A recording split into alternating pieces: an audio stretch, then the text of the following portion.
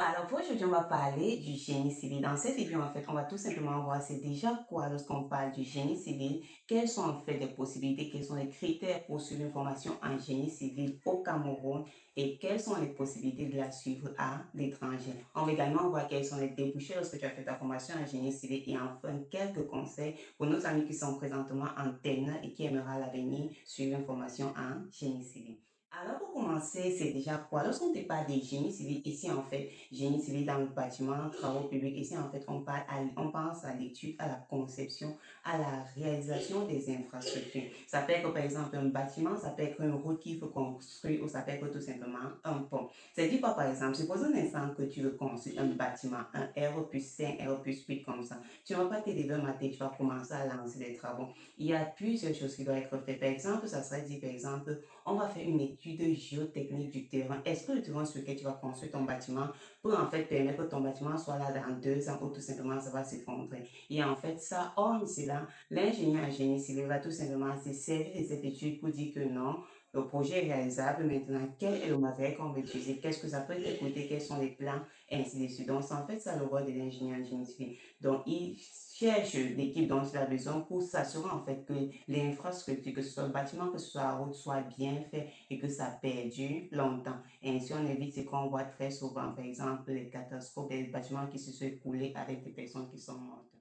Maintenant, on est au Cameroun. Comment est-ce que tu fais pour suivre une formation en génie civil lorsque tu es au Cameroun? C'est ça, en fait, tes passions. Comment est-ce que tu fais? Donc, et si on part sur le principe d'un élève qui a un terminal ou bien qui a obtenu son baccalauréat, la première option, et en fait, celle qui s'offre le plus, c'est tout simplement par voie de concours. C'est-à-dire quoi? Il y a des concours qui forment en génie civil. C'est notamment le cas de l'école publique, de l'école polytechnique, pardon, de l'école des travaux publics, de l'école polytechnique ou encore de l'UT. On a des banques ainsi de suite. Donc, ici, lorsque tu vas faire le concours, ça serait quoi? Les matières de base, ce sont la mathématique et la physique. Par exemple, lorsque tu vas aller faire le concours, par exemple, si on dit Polytech, on n'a que 2 écoles, 2 de maths, 2 de physique. Polytech de Yaoundé, on a également Polytech de Maroua, ainsi de suite.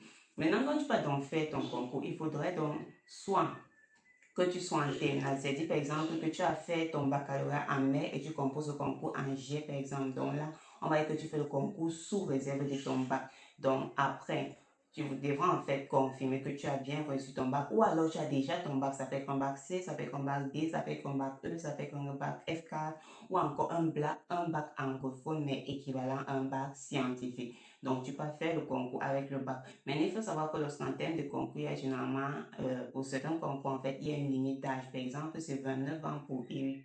UT de Banjul, c'est 29 ans, âge maximum. Donc, à part ça, donc, si tu as un bac scientifique et tu es dans la bonne tranche d'âge, tu peux tout simplement faire le concours, intégrer une école et choisir la filière génie civil. Ça, c'est la première option et c'est en fait la plus utilisée. Maintenant, l'autre option, ce serait par exemple d'intégrer plutôt une université privée, c'est-à-dire une grande université qui a la filière ou qui forme en génie civil. C'est le cas par exemple de l'Institut universitaire du Golfe de Guinée qui forme en génie civil. Là, donc, on passe sur le type de dossier. Est-ce que tu as les fonds nécessaires, les conditions, en fait, les matières, le niveau nécessaire pour intégrer l'université, ainsi de suite. Donc, ça sent en fait dit que lorsqu'on suit une formation en génie civil, la méthode par excellence, c'est selon les concours. C'est-à-dire, même si tu vas, par exemple, le concours et que tu décides d'aller à l'université, par exemple, en Guayaquil, ça serait mieux de prendre une filière qui a un rapport avec le génie civil. Par exemple, fais la filière mathématiques et lorsque tu as ta licence, fais maintenant un concours niveau licence pour poursuivre ta formation en génie civil ou alors la filière physique.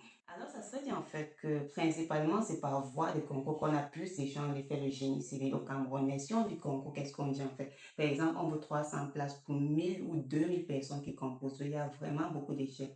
Mais est-ce que si tu ne réussis pas un concours, ça veut dire que tu ne veux pas suivre une formation en génie civil? Non. Si tu ne réussis pas un concours et si tu ne veux pas passer, par exemple, à une université ou une université privée, il y a toujours la possibilité de suivre la formation en génie civil à l'extérieur, à l'étranger.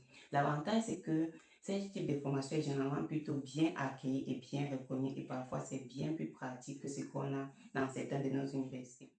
Alors, pour en apprendre plus sur les possibilités qui s'offrent à vous pour aller étudier le génie civil à l'étranger, et vous passez Monsieur Alès, qui est le PDG de Fast and Short Travel, mais surtout qui a eu à faire voyager plusieurs étudiants qui voulaient suivre la filière génie civil à l'étranger. Merci Marie de m'avoir passé la parole. Pour ce qui concerne la formation en génie civil à l'étranger, les conditions d'accès sont plutôt très simples.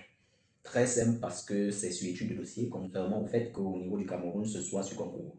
Donc la personne qui, par le fait que ce soit sur concours, n'a pas pu être retenue ou alors n'a pas pu réussir au concours pour entrer dans une grande école au Cameroun, ne doit pas laisser son rêve s'envoler parce qu'au niveau de l'extérieur, il y a cette possibilité sur étude de dossier.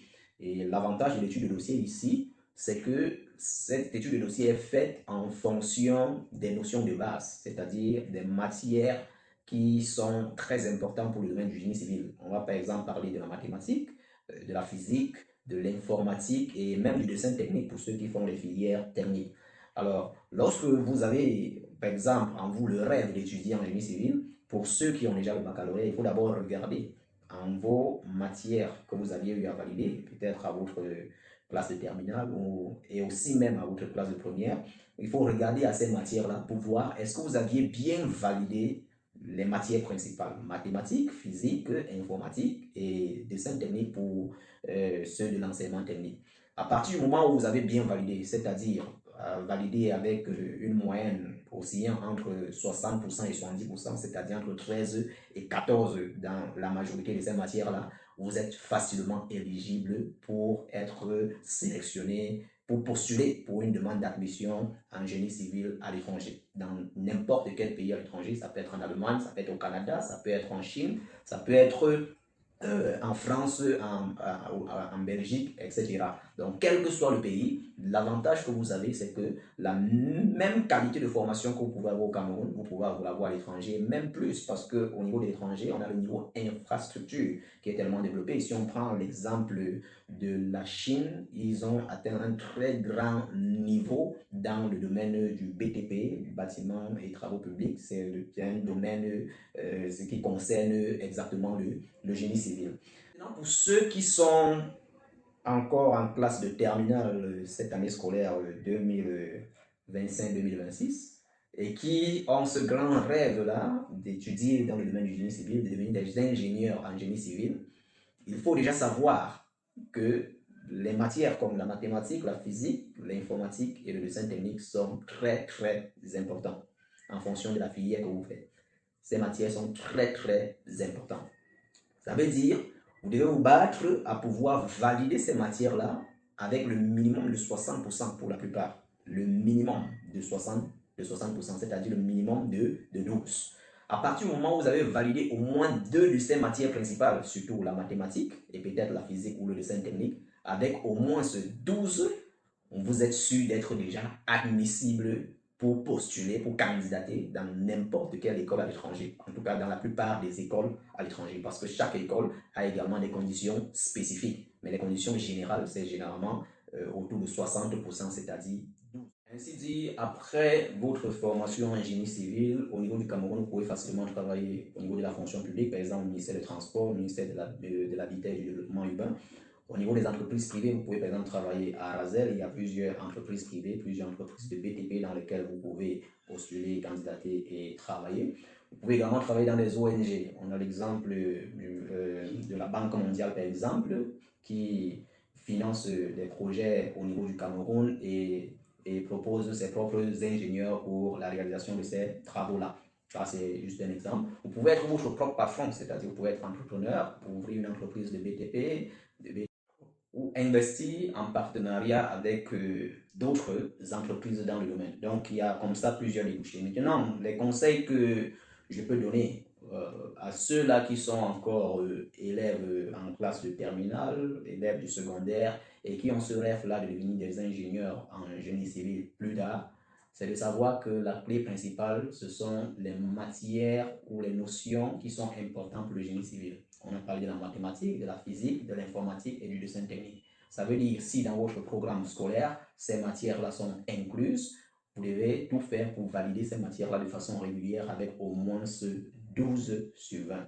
Donc voilà le conseil général que je peux donner à tous ceux-là qui sont au secondaire, que ce soit en classe terminale ou dans les classes plus en deçà. Merci. Alors, c'était tout pour cette vidéo. Nous avons essayé en fait de faire le tour, de vous donner l'essentiel, ce qui est important à connaître sur le génie civil. Donc, si vous avez des questions, n'oubliez pas de nous écrire. Et si vous avez des difficultés en fait, regardez nos vidéos, des cours, écrivez-nous si vous voulez qu'on vous assiste dans l'élaboration d'un emploi de travail et ainsi de suite.